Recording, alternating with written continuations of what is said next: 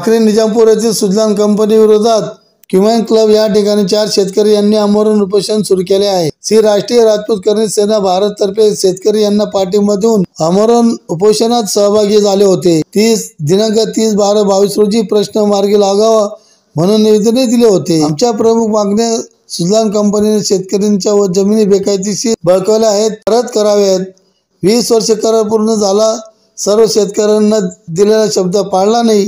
शेतकरी यांच्या मुलांना नोकरी देण्याचा करार पाळला नाही। शेतकरी यांच्या जमिनी सुद्धा परत मिळत सुजलान कंपनीने राजकीय दबावापोटी खोटे गुन्हे दाखल केले आहेत। अशा अनेक मागण्या मान्य होत नाही तोपर्यंत आमरण उपोषण सुरूच राहील, असे राणा मुकेशसिंह राजपूत यांनी प्रसार माध्यमांशी संवाद साधला। यावेळी राणा राजपूत, वामन मैरे, उका मैरे, भरत मैरे, ज्ञानेश्वर सावळी, रजू सुमृद्दे, परसरामराव पान पाटील, नंदू बच्चाव आदी ग्रामस्थ शेतकरी मोठ्या संख्येने उपस्थित होते।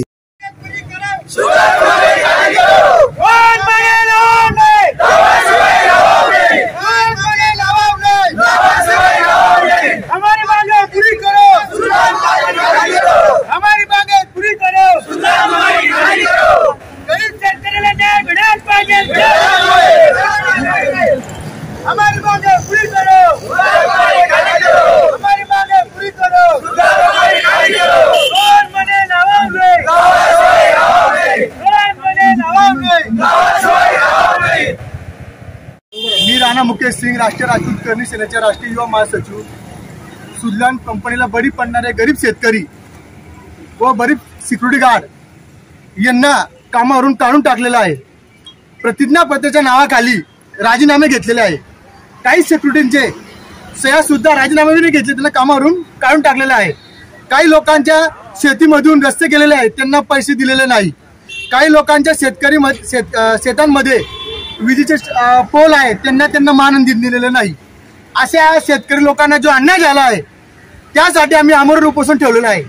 या आमरण उपोषणासाठी 4 शेतकरी बांधव उपोषणाला बसलेले आहे। जोपर्यंत आमची मागणी पुरी होत नाही, जोपर्यंत कलेक्टर साहेब आम्हाला न्याय देत नाही, तोपर्यंत आम्ही इथून उठणार नाही। आम्ही मेलो तरी चालेल, पण जोपर्यंत आम्ही गरीब शेतकऱ्यांना न्याय देत नाही तोपर्यंत इथून उठणार नाही।